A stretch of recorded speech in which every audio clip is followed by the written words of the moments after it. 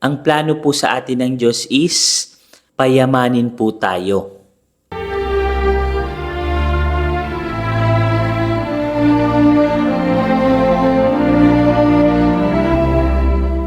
Hello guys! Welcome sa Manifest PH. Sa bidyong to, pag-uusapan na naman po natin ang isa na naman pong topic tungkol sa mga batas ng pagyaman na tinatawag na the universal laws of prosperity and abundance. At isa nga po sa mga powerful law na pag-uusapan po natin ngayon is all about the law of giving. At sa mga hindi pa po nakakapanood ng ating mga video all about sa universal laws, pwede nyo pong balikan yung mga unang naging topic po natin sa channel na ito. Na topic nga po natin sa mga una po nating video ang tungkol sa law of attraction and law of forgiveness. So sa bidyong ito, pag-uusapan naman natin ang pangatlong law or batas ng pagyaman. So isa po ito sa mga sekreto ng mga mayayaman kung bakit po sila lalong yumayaman. Walang iba kundi ang the law of giving. When God created the entire universe, meron po siyang ginawang batas ukol sa pagyaman. At isa nga po ang batas ng law of giving. So ayon sa batas na ginawa po ng Diyos, the moment na sinusunod po natin ang batas na ginawa po ng ating Ama sa Langit, is patuloy po tayong ibe-bless ng ating Ama sa Langit. Pero the moment na sinusuway mo ang mga batas na ginawa po ng Diyos, the more po tayong magsasuffer at mahihirapan dito po sa mundong ibabaw. At dahil ang Diyos po natin na lumikha is abundance, ang plano po sa atin ng Diyos is payamanin po tayo. Kung saan nakasulat din po yan guys sa Bible. Jeremiah 29:11. I have plans to prosper you, not to harm you, plans to give you hope and a future. So base nga po sa law of giving, the more na nagbibigay po tayo sa mga nangangailangan, the more na ibibless din po tayo ng ating Panginoon sa langit. When you give, it will come back to you, multiply. So ano nga ba ang ibig sabihin nito? The moment na may binibigay po tayong energy sa isang tao na nangangailangan, bibigyan din po tayo ng enerhiya ng blessings ng Diyos pabalik. Kapag na-activate mo ang batas ng giving, automatic, wala pong choice ang Diyos kundi ibabalik po ito sa atin ng siksik, liglig at umaapaw. Ibig sabihin ng multiply, automatic kapag nagbigay ka, ibibigay sa iyo ng napakarami. Kaya siya tinatawag na multiply. So kung nagbigay ka ng 1,000 sa pulube, ibabalik sa iyo ng Diyos possible 10,000 or mahigit pa. Kung nagbigay ka ng 10,000 sa nangangailangan, possible ang ibalik sa iyo ng Diyos 100,000 o higit pa. That's the law operates. At kapag na-master nyo ang law of giving, eto na po guys yung simula ng pagyaman po ninyo. At hindi po basta-basta ang pag-give or pagbibigay. Kasi dapat kailangan yung ma-master at ma-practice yung isip at yung puso po ninyo. Dahil kapag na-master nyo ang pagbibigay sa tao nang walang alinlangan or hindi kayo nagsisisi, hindi kayo nangihinayang sa binigay ninyo, mas lalo po kayong ibe-bless ng ating Panginoon. Dahil the moment na nagsisisi or may panghihinayang ka sa binibigay mo, hindi mo po na-activate ng maayos ang batas ng pagyaman.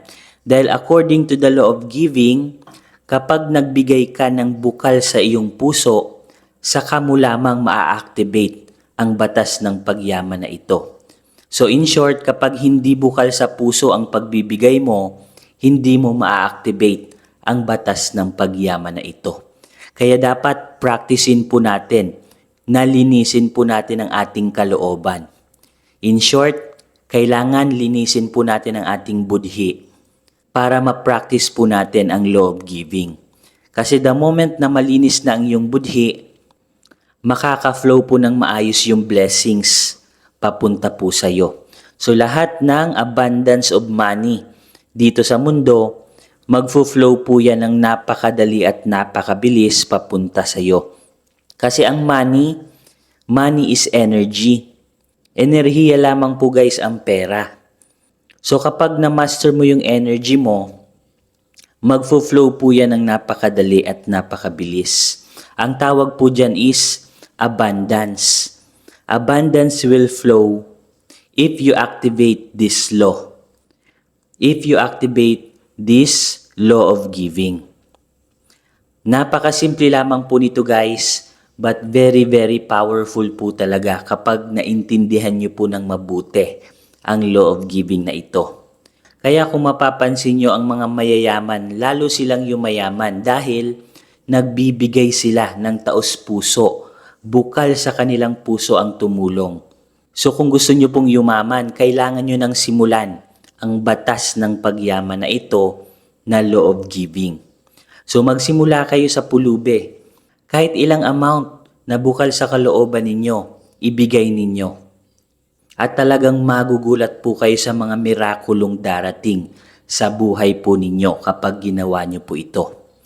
At kapag kayo'y pinayaman ng Diyos dahil sa batas ng pagyaman na ito, mas lalo nyo pong maiintindihan ang mga sinasabi ko. At hanggang sa dumating ka sa point na magkakaroon ka na ng isang charity organization, magkakaroon ka na ng isang organization para makatulong sa kapwa. Magkakaroon ka ng isang organization or isang mission dito sa mundong ibabaw para magawa mo yung purpose mo. Dahil kapag naintindihan mo ang purpose mo sa mundong ito, maa-activate mo ng maayos ang law of giving. So sana marami po kayong natutunan sa videong ito. At sa mga susunod po nating video, marami pa po tayong tatalakayin at pag-uusapan na mga batas ukol sa pagyaman. Yan nga po yung tinatawag na the universal laws of prosperity and abundance. So hanggang dito na lamang guys, at magkita-kita po ulit tayo sa ating mga susunod na episode sa ating Universal Laws Journey dito po sa channel na ito. Hanggang dito na lamang po. Maraming salamat. Kayo ba'y laging minamalas? Dati naman kayong sinuwerte sa buhay. Ngunit pagdating sa kalagitnaan is parang nauudlot ito. Ano yung problema? Ginawa nyo na ang lahat. Nagsipag kayo, ginawa nyo na lahat ng diskarte, pero wala pa ring nangyayari. Marahil na biktima ka na po ng evil eye, sumpa, at inggit. Malakas po yan guys magbigay ng kamalasan. Lalong-lalo na kapag napapalibutan ka po ng inggitero at inggitera. Marami ka na ring pampaswerteng ginamit sa buhay. Lahat ng mga prayers ay ginawa mo na. Pero wala pa rin itong epekto. Marahil biktima ka rin ng tinatawag na kulam.